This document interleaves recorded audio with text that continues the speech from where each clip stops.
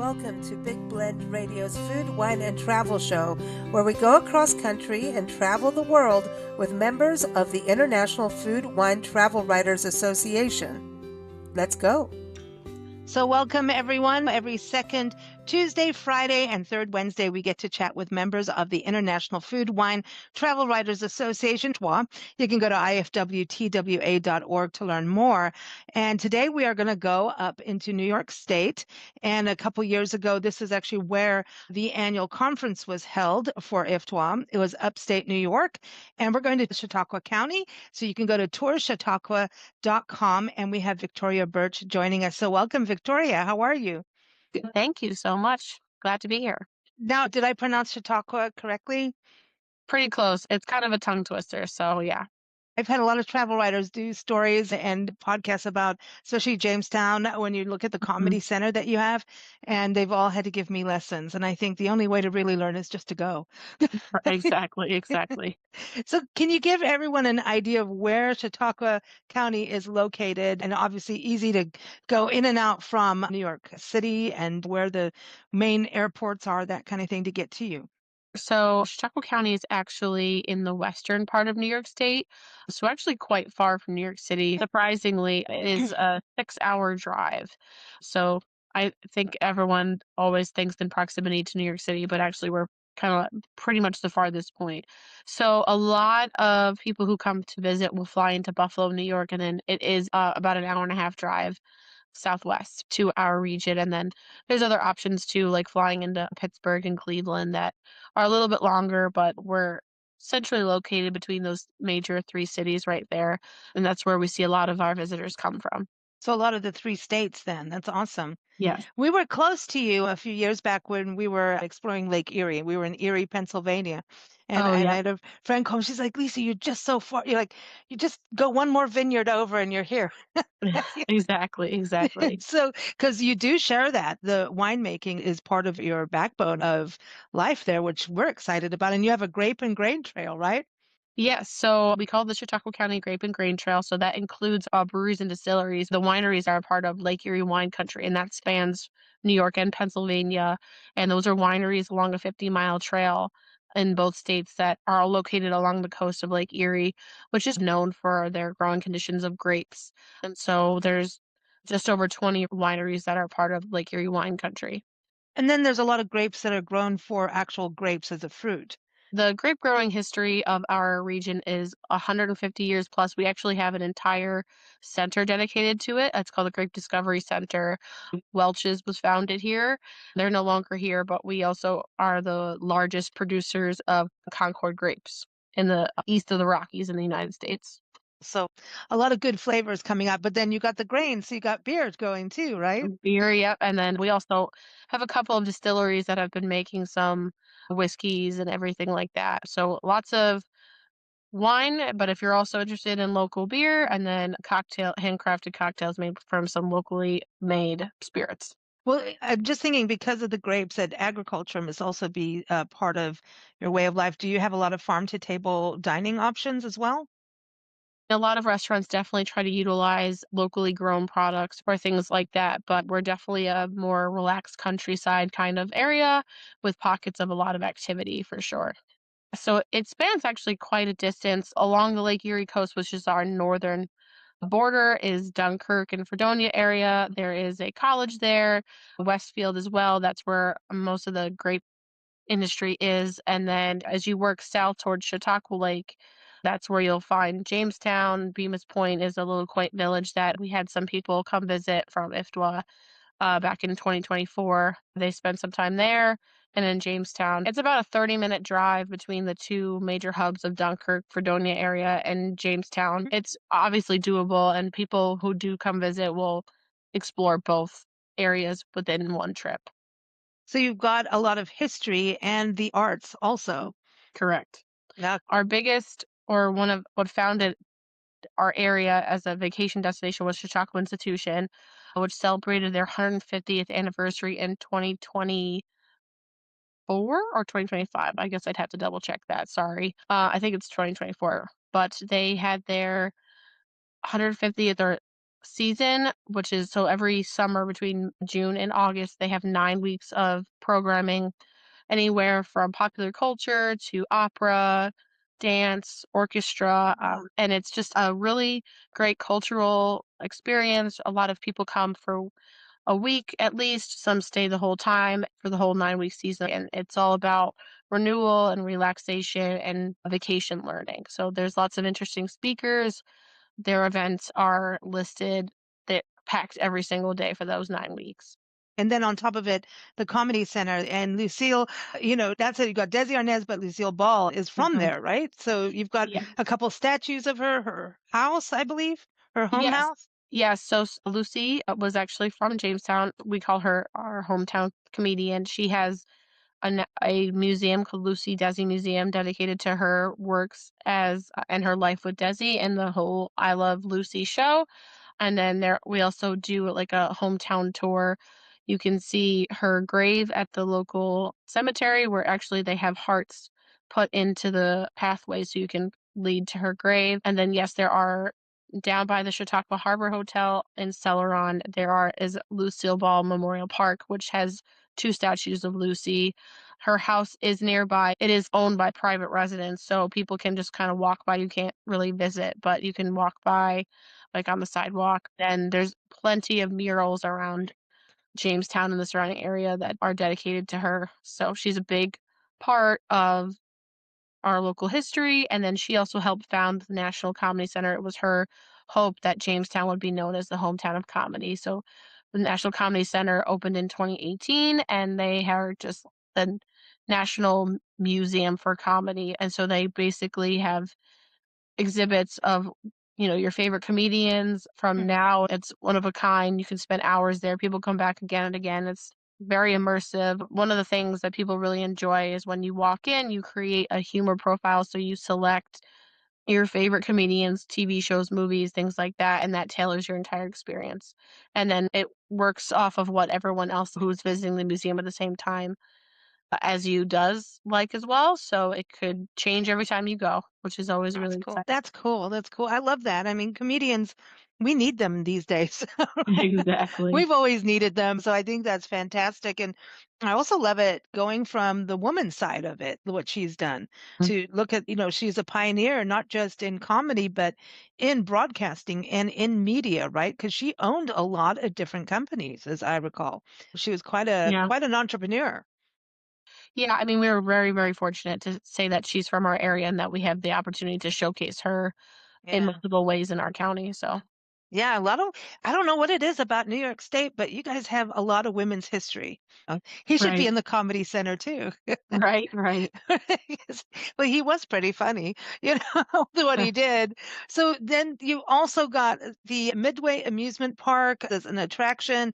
I'm looking at all these different things you have, the Roger Tory Peterson Institute. That is pretty important too, right?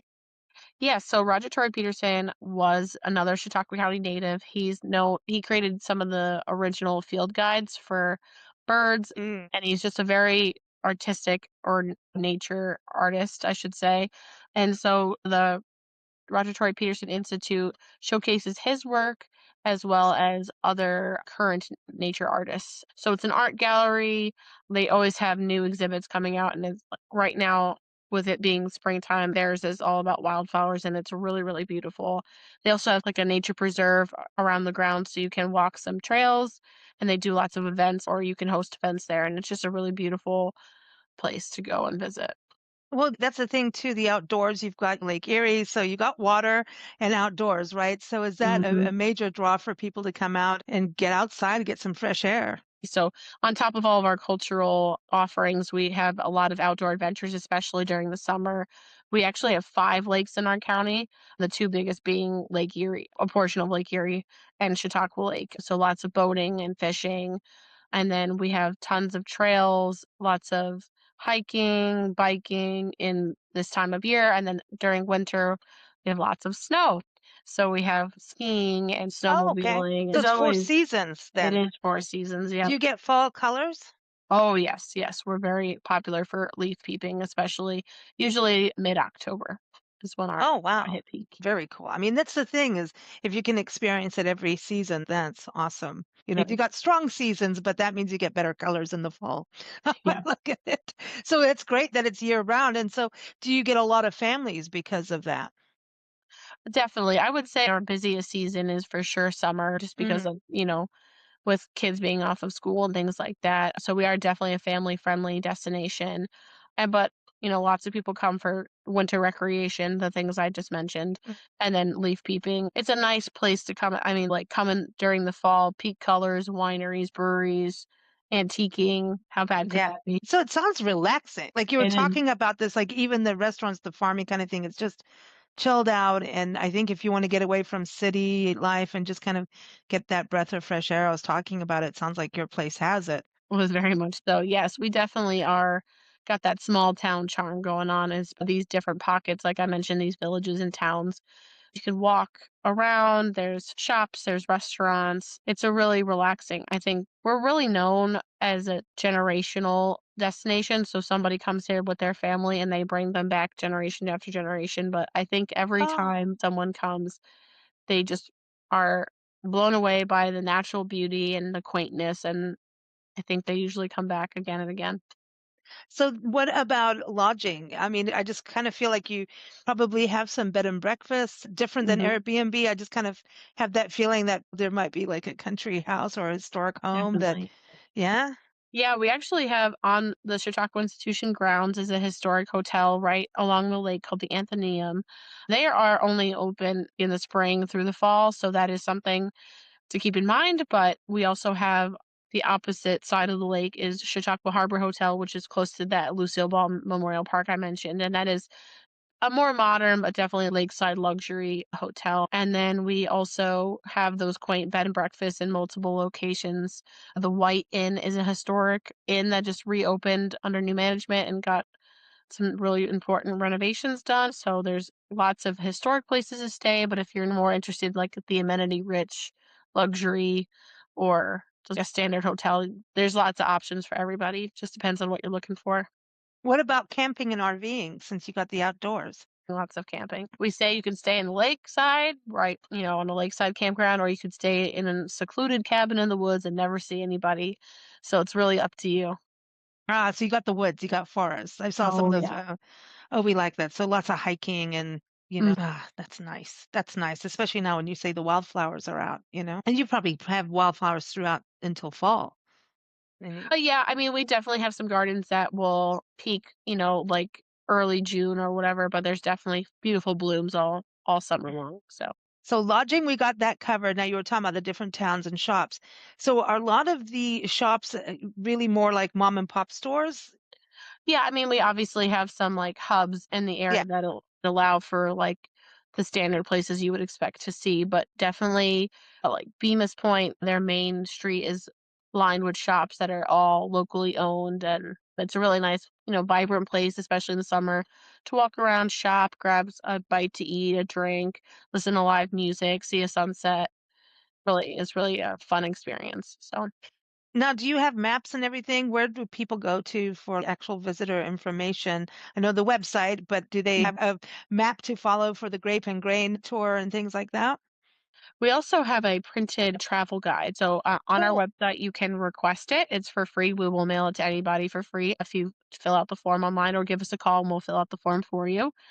Or if you are already in the area, it's can be found at tons of locations. A lot Okay. of people have it stocked and that will give you a full list. We're here 9 to 5 right now, but we also have additional volunteers and staff during our busiest season. That if you give us a call, we'll answer and help you get where you're trying to go, find more information.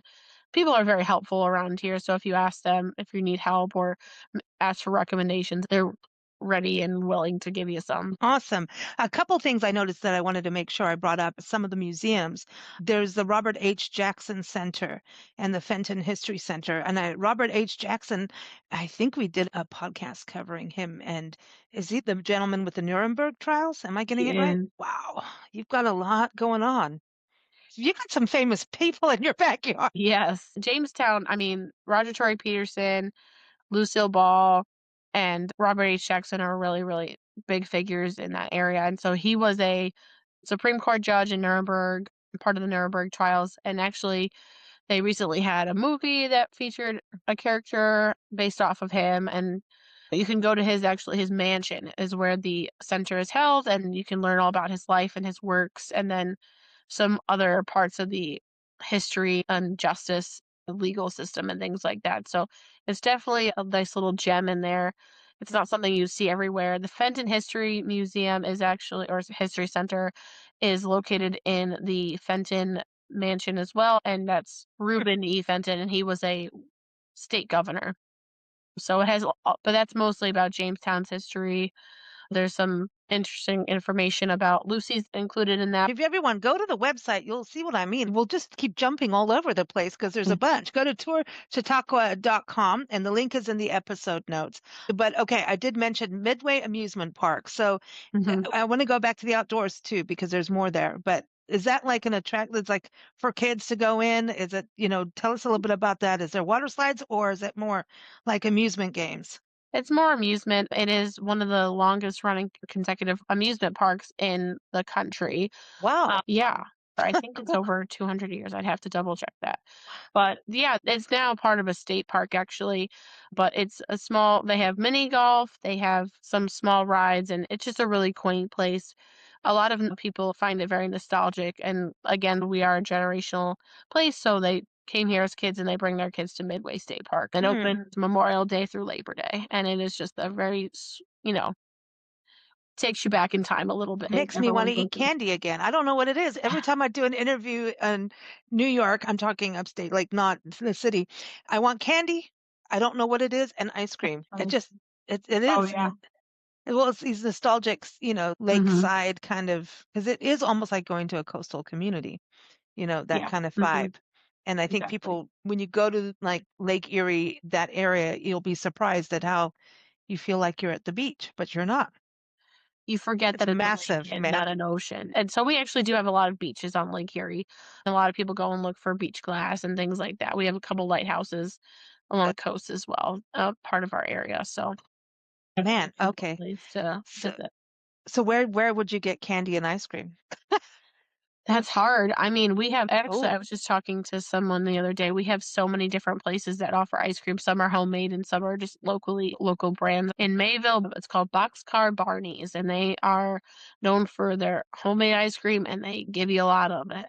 So that's always fun. And they just open it for the season. So that's always exciting to see everyone coming back and doing that. And then in Bemis Point, lots of people walk around. One of their local market carries their regional brand out of Buffalo called Perry's, and they have a million flavors to choose from. I walk down there and I never know what to get. there's just Oh, days that are perfect for ice cream. A walk in the I sunshine know. ice cream. And it's just like, it just takes you back to those free days of being a kid. There's just a Exactly. thing about that. The other thing I wanted to bring up was Panama Rocks Scenic Park. And I want to know about going out on the water on Okay. the boat. You have like this cool boat. Yes, Chautauqua Belle. Yes, we want to hear about that and the rocks. So are Okay. the rocks like scenic rocks or Yeah, so Panama Rocks is their 60-foot rock formations, and they kind of wow. make all these caves and crevices that you can, if you visit, you can explore. It kind of feels like you're in an ancient forest when you're there because it's just like very preserved and different in there. It's like a short hiking trail and you can explore and climb and explore and things like that. And they actually also just started doing a couple years ago glamping. So you can stay in a glamp site or bring your own campsite as well. But the glamp site is always interesting. It's a tent on like a platform, so you're not like actually on the ground, and it's like all the amenities of staying in a B&B, but like the benefits of staying camping. So when I say scenic rocks, I mean these are geological. Yeah. I love geology when you go out there and you just see like because it's so ancient. Oh, They formation. I have to look up the specifics about, like, how long they've been there, but they are, like, I know they're 60-foot tall rocks that That's huge. it's crazy, and people love it, it's a really exciting place to, hike. It's different than your just normal hike through Yeah. a New York State. forest or something like that. So it's definitely a little gem that we have also here. And then you mentioned Chautauqua Belle, which is the last remaining steamships in the area. But there's tours out of Chautauqua Lake. Summertime, it comes out of Mayville, but they also go out of Jamestown. You'll go around the lake and just learn about the history of Chautauqua Lake. And Belle is still the biggest vessel on Chautauqua Lake at this point. So they do lots of tours. They do some dinner tours. We have to come visit. It's been a while since we were up there, and I remember going, wow, I had no idea about this whole region, and it's so beautiful. Yeah, relaxed was definitely a thing that we felt there.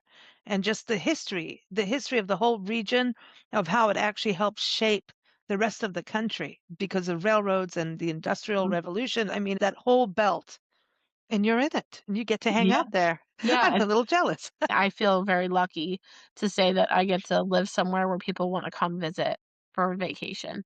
And, it's a great place that I get to experience all the time and then be able to share how exciting it is to other people is really fun as well. That's awesome. So everyone go to Tour Chautauqua at tourchautauqua.com. It's linked in the episode notes. Did I leave anything out? I feel like we could talk forever. You got so much going on there. I think we covered the highlights, but obviously, like you said, check out the website, give us a call, and let Mm. us know what you're interested in. We can always help you plan a trip. And summer events, is there anything major people should know? I did want to touch Sure. because I know you talked about the Chautauqua coming up. That's like September, right? So their Wait, season is late June through okay. August. Also in August is the Lucille Ball Comedy Festival that's hosted by the National Comedy Center, and it's around Lucille Ball's birthday. So it's like a 5-day event in Jamestown highlighting some of your favorite comedians this year. Seinfeld is headlining a day, Seth Meyers is headlining a day, and it's really exciting to see all these big artists come to the area. And then there's also some other events going on that weekend as well related to the Comedy Center and the Comedy Festival, but that's one of our big ones. There's probably too many to even list. So there is on our website an event calendar. So if you do have a date that you're planning to come, check it out because I'm sure there's something going on. Those are pretty much our highlights at the moment. Awesome. Well, thank you so much for joining us. It's been fun getting to learn more, and you got us all excited to get out there. Right, right. Well, thanks for having me, and we're excited to have everyone come out. Thank you for listening to Big Blend Radio's Food, Wine, and Travel Show featuring members of the International Food, Wine, Travel Writers Association. We encourage you to visit their website. We say IFWTWA, which is IFWTWA.org. You can also follow us at bigblendradio.com. Happy travels, everyone!